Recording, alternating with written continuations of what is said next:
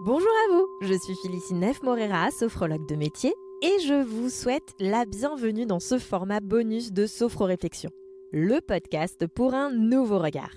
Un format court qui revient sur les mots déjà explorés pour un moment de sophrologie ou de réflexion à vivre selon votre envie et ce qui vous convient. Car rappelez-vous, vous seul savez ce qui vous fait du bien et ce dont vous avez besoin. Alors bonne écoute!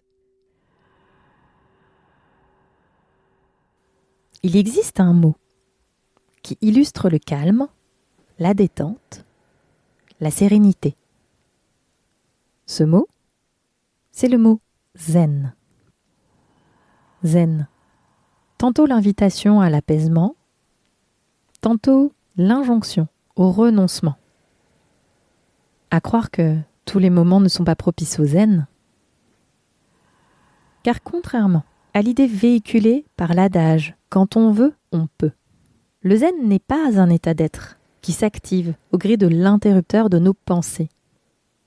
Surtout lorsque l'état de zen nous donne la sensation de vouloir s'imposer à nous. Dans ce cas, le zen peut facilement devenir la source de nouveaux tourments. Comme un contresens face à la direction de nos émotions, de nos sensations, ou encore de nos ressentis de l'instant. Des perceptions qui méritent pourtant d'avoir leur place pour être accueillies et non rejetées. Et puis, il y a aussi ces moments où le zen paraît inapproprié, au point d'être tout bonnement ignoré, comme ces situations d'abnégation que nous embrassons pour montrer au monde notre bravoure, notre courage, notre force. Et il y a aussi ces moments où le zen devient le bon ton, parce qu'il se veut plus posé, plus réfléchi. Restez zen, pour ne pas quitter le chemin de la bienséance, pour ne pas faire de vagues.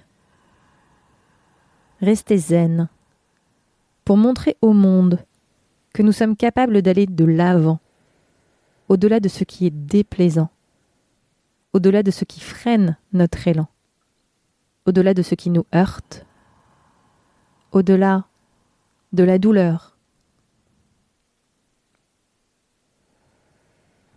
Oui, peut-être. Et peut-être aussi que ce mot zen a bien d'autres choses à nous dire. Car est-ce vraiment cela, le zen? Ou est-ce qu'il y a encore autre chose à voir, à revoir, ou peut-être même à découvrir derrière ces 3 lettres? Car après tout, un mot, ce n'est qu'un mot. Alors prenez le temps d'observer chacune des lettres du mot zen, comme des lignes, des volumes, des perspectives, des images. Z, E, N.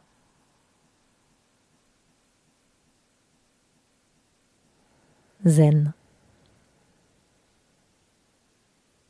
Alors que pourriez-vous voir? Et surtout, serait-il possible pour vous de porter un nouveau regard sur le mot zen? Par exemple, que diriez-vous de considérer le mot zen comme un acte volontaire, une action choisie, un temps où vous reprenez les commandes, où vous décidez du lieu, vous décidez du moment, où vous décidez de l'environnement, où vous décidez du début, vous décidez de la fin, où vous décidez de la durée de ce moment choisi. 3 secondes, 10 secondes, 1 minute, 10 minutes. Peu importe, ce n'est pas ça qui compte. Car oui, ce n'est pas la durée qui fait la valeur de votre instant zen. C'est le déclenchement de l'action, ce déclic, ce moment où vous vous décidez à agir. Ou bien, que pensez-vous d'imaginer le mot zen comme un arrêt sur image? Une pause. Pas un moment de rêverie ou d'oisiveté, non, une pause. Comme le bouton de la télécommande, comme un tableau, comme une photo. Un temps d'arrêt, comme dans un match. Un temps choisi, à l'arrêt et à la fois en activité. Un temps d'observation pour ce qui se passe en soi et aussi pour ce qui se passe autour de soi. Pour savoir ce que cela éveille à l'intérieur de soi. Une expérience à l'aide de vos sens pour entendre, voir, toucher, goûter, sentir, ressentir.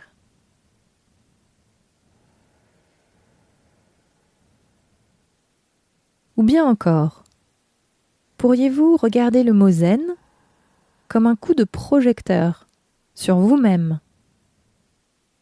Un temps d'attention dédié à vous, pas vous et les autres, non, rien que vous, dans l'instant présent. Un moment de disponibilité bienveillante pour ouvrir votre attention dans votre direction, pour faire cas de vous et voir que vous comptez dans ce moment de la journée, que vous avez votre place dans cet espace. Une considération différente de vous-même. Un nouveau regard porté sur vous-même. Il y aurait tant de choses à dire sur le mot zen. Zen. Ce mot choisi, cette pause active, ce coup de projecteur sur soi, sur ce qui se vit là, ici et maintenant, pour cerner tout ce qui se propose, et ensuite, seulement après, lorsque l'instant zen trouve son terme,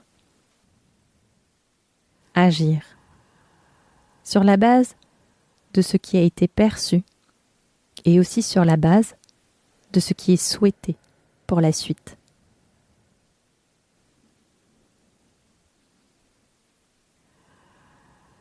Alors peut-être que finalement, le zen est un droit. Le droit de s'autoriser, par moment, des instants à soi, juste pour soi, dans une conscience intéressée et indulgente pour ce regard porté sur soi. Le zen existe tel que vous le vivez, et c'est aussi bien d'autres choses. Car n'oubliez pas, un mot n'est qu'un mot. Ce ne sont pas ses lettres qui lui donnent sa noblesse. C'est le regard que vous lui portez. Rien n'est figé. Et voilà, la partie réflexion touche à sa fin. Si le format vous plaît, vous pouvez partager l'épisode, laisser une note sur votre plateforme préférée et surtout continuer d'explorer d'autres mots.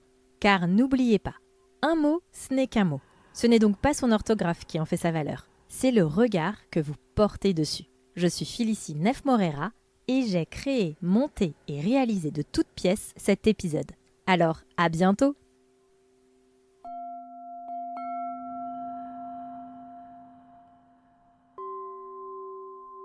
Sophro-réflexion, le droit au nouveau regard.